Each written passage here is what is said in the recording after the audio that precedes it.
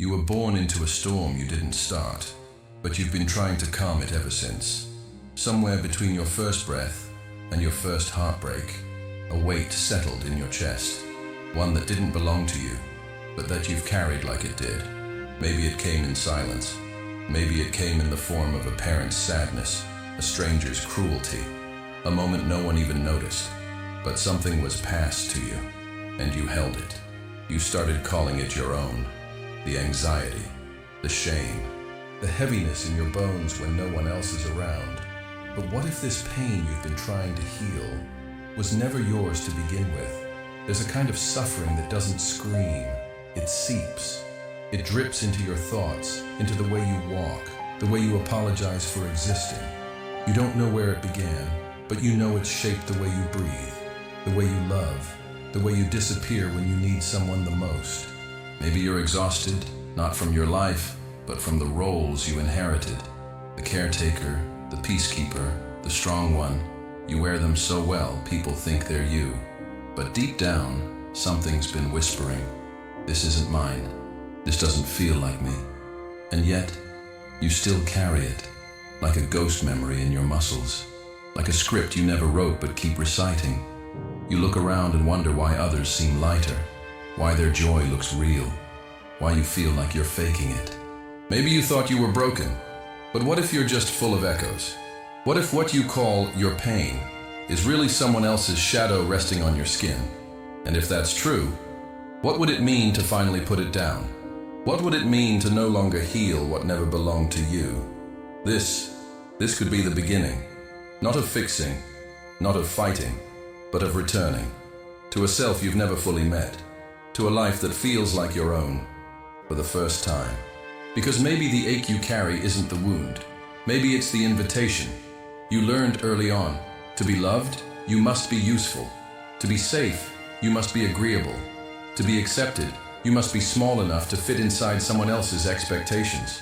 And so, piece by piece, you began the quiet work of self-erasure. You didn't call it that. You called it being kind, being strong, being responsible. You wore those names like armor, not knowing they were also cages. You adapted, became what the room needed. Read the emotions in the air like weather forecasts. You could feel tension before it had a name. And every time you felt someone else's discomfort, you made yourself a little smaller, a little quieter, a little less you. This is the invisible prison of self-negation. Not bars made of steel, but of silence. Not guards at the gate, but guilt in the soul. You became a mirror, reflecting what others wanted to see, not who you truly were. Because deep down, you feared that your real self might be too much, too sensitive, too loud, too different, too human. And so, you wore the mask. Not the obvious one, the subtle one. The smile that says, "I'm okay." The laugh that fills in awkward silences. The nod that agrees, even when your soul screams no. A performance so rehearsed it began to feel real.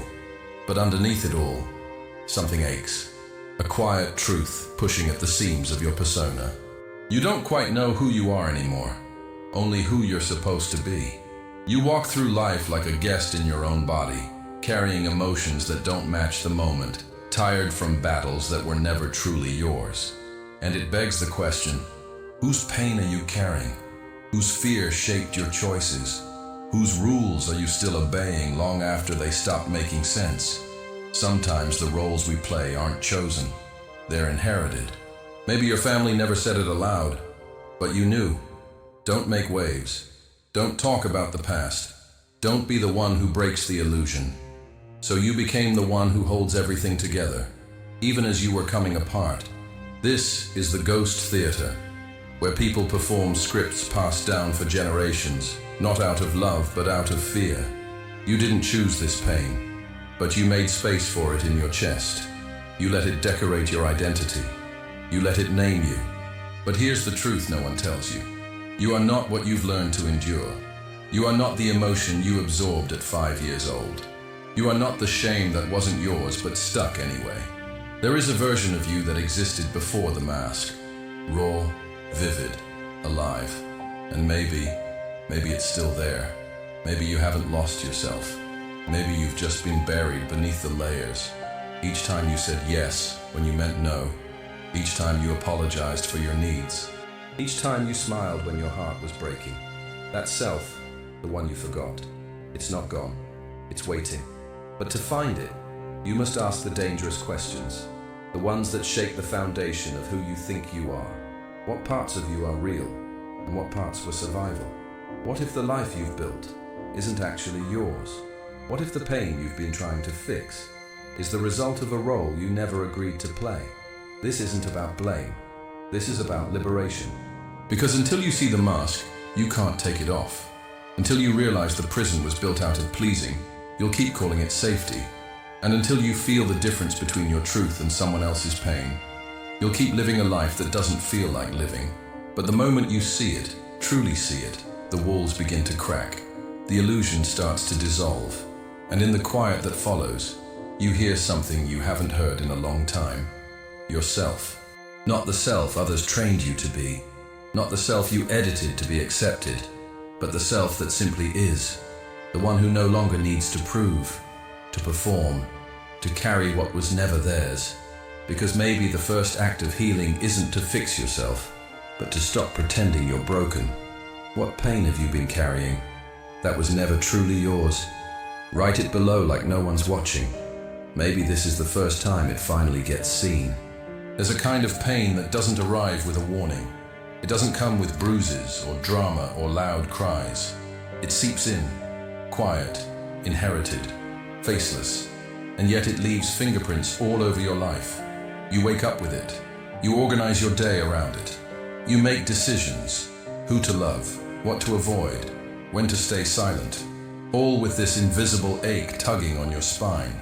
But it's not your story, is it? It's your mother's sadness, tucked between her sentences. It's your father's rage, burning behind his silences. It's your grandmother's grief, echoing through her hands.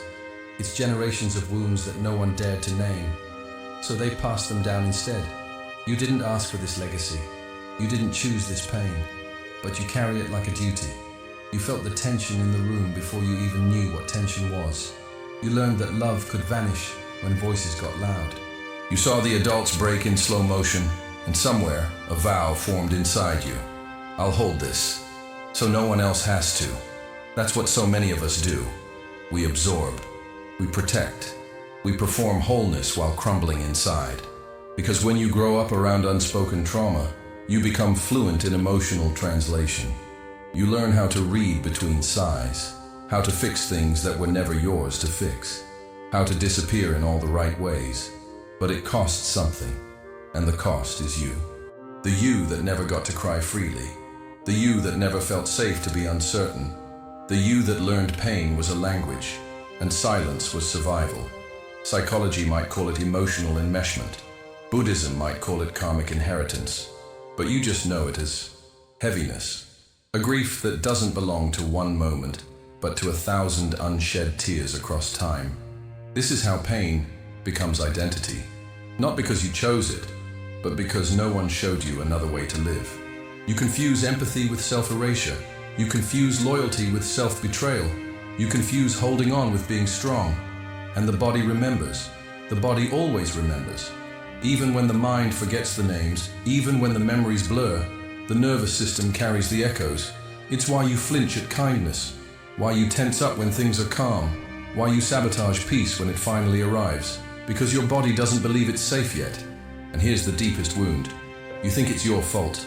You think you're too sensitive, too dramatic, too much. But what if sensitivity was never the problem? What if it was the wisdom, the early warning system, the sacred sign that something was never right? What if your sensitivity was how you knew the pain wasn't yours, even as you carried it? That child inside you, the one who became a therapist, a healer, a listener, a ghost. They weren't broken. They were wise. They adapted. They made sure you survived. But surviving is not the same as living. And now, maybe for the first time, you're starting to feel the difference. You're starting to wonder, what if the sadness I carry isn't mine to fix? What if the fear I feel belongs to someone who never got to speak? What if I can hold compassion without holding the weight? This is not about abandoning your past. It's about recognizing what was given to you without your permission. And it's about giving it back, not with anger, but with clarity. You're not rejecting your family. You're not rejecting your culture. You're reclaiming your soul. There's a stillness you've never touched because you've been too busy managing chaos that was never yours. There's a joy you've never trusted because you've only known love that came with conditions. There's a life that has been calling your name from beneath the rubble of roles and wounds and whispers. And now, maybe, you're ready to listen, not with guilt, not with blame, but with the sacred audacity to say, this ends with me. Not the love that continues, not the wisdom that grows, but the pain, the silence, the survival story, that ends here. Because maybe you were never meant to carry it. Maybe you were meant to transform it. Letting go isn't always about moving on. Sometimes it's about returning to yourself, to the space before the burden, to the breath that didn't flinch. You've carried so much for so long that the weight feels like identity. But weight isn't who you are. It's just what you picked up to survive. Detachment isn't coldness. It's not about being numb. It's about being clear. It's about finally seeing, this isn't mine. This isn't me. Imagine loosening your grip on the rope that's been burning your hands. Not because it stopped hurting, but because you finally realized you don't need to hold on anymore. That's what it means to reclaim your freedom. Not by fighting, not by fixing, but by releasing. The sadness in your chest that never had a name, you can let it go. The pressure to be the healer, the savior, the strong one, you can lay it down. You don't owe anyone your exhaustion. You don't need to prove your love through self-destruction. This is the paradox. The moment you stop trying to be what others need, you begin to become who you truly are. Not the echo, not the projection, not the emotional sponge that absorbs everything around you, but the clear, grounded presence that knows where you end and others begin. Detachment is remembering that empathy has a boundary, compassion has a center, and you have a right to peace. For too long, you've confused loyalty with self-abandonment. You've mistaken carrying pain for being loving. But love doesn't mean drowning with someone. It means showing them how to swim, by swimming yourself. You don't need to hold your mother's sadness to love her. You don't need to carry your father's silence to honor him. You don't need to shrink yourself to make others feel bigger. You can be soft without being a sponge. You can be present without being consumed. You can choose to be whole, even if it disappoints others. And that's the moment you become free, like taking off a coat that was never your size, like walking barefoot on your own earth after years of wearing someone else's shoes. The weight begins to lift, not all at once, but moment by moment. With every no that honors your truth, with every breath that doesn't carry panic, with every smile that isn't forced, you stop rehearsing, you stop rescuing, you stop apologizing for being real. And in that space, something sacred returns. You. The you that doesn't explain your sensitivity. The you that doesn't translate your needs into silence. The you that doesn't carry other people's storms as if they were your destiny. This is what detachment looks like. Not leaving love, but leaving the weight that distorted it.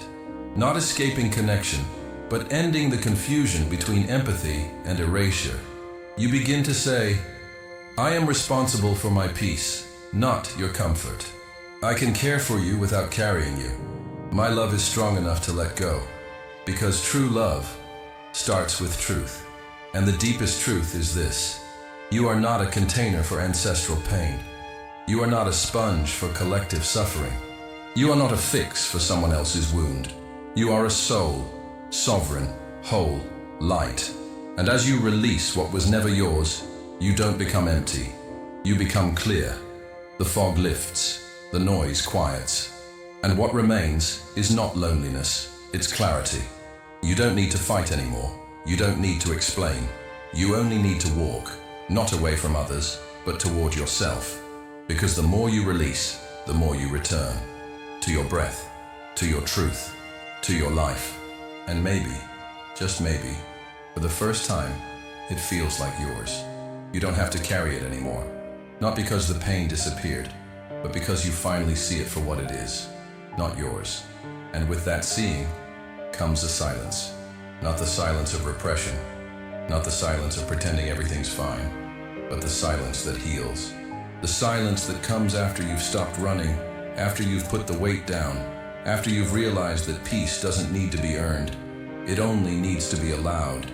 This is the surrender, not the surrender of giving up, but the surrender of no longer gripping something that never belonged in your hands.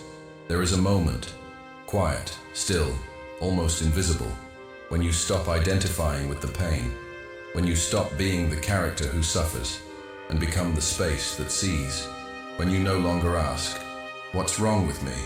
and instead wonder, "What if nothing ever was?" It's the moment you stop fixing what isn't broken, stop healing wounds that were never yours, stop building your worth on the ruins of other people's pain. And in that stillness, you meet yourself. Not the self you curated, not the self they rewarded, but the one that breathes in silence, unimpressive, unapologetic, unafraid. A self that doesn't need to be loud to be real, that doesn't need to explain its joy, that doesn't carry guilt for being light. You look around and the world hasn't changed, but something inside you has. You no longer rush to absorb every emotion in the room. You no longer offer your body as the battlefield for someone else's war. You no longer confuse suffering with love, and what's left is strange at first. The emptiness feels unfamiliar, because for so long, fullness meant pain. But give it time. Let the stillness breathe. Soon, that empty space becomes sacred. A place not of loss, but of return. Not of detachment, but of presence. Here, you feel your own rhythm. Here, you hear your own needs. Here, you don't ask for permission to exist. There's no need to fix, no need to prove, no need to carry. Because in this quiet surrender you realize you are allowed to live a life that feels light. You are allowed to wake up and not feel dread, to love without guilt, to breathe without apology. Not because you earned it, not because you healed everything, but because you finally stopped holding what was never yours. This is the healing no one talks about. Not dramatic, not loud, not impressive, but real. It doesn't always come with answers. It doesn't erase the past, but it opens a door. And through that door you walk, not toward perfection, but toward presence.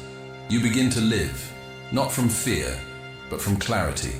You begin to love, not from obligation, but from freedom. And you begin to see, nothing was ever wrong with you. You were simply overloaded with echoes, trying to be good enough in a world that never taught you how to be free, trying to make sense of pain that had nothing to do with your soul. But now, you know, and that knowing is enough. Let yourself rest. Let yourself release. Let yourself begin again, not as a reaction, but as a return to what is already here, to what has always been waiting beneath the weight.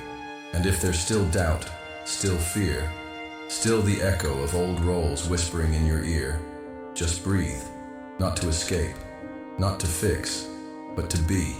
Because maybe peace isn't something you chase. Maybe it's what returns the moment you stop trying to become who you were never meant to be. And maybe the most radical thing you can do now is stop carrying. Just stop and ask yourself, gently, what if the life I've been waiting for begins the moment I stop holding what was never mine?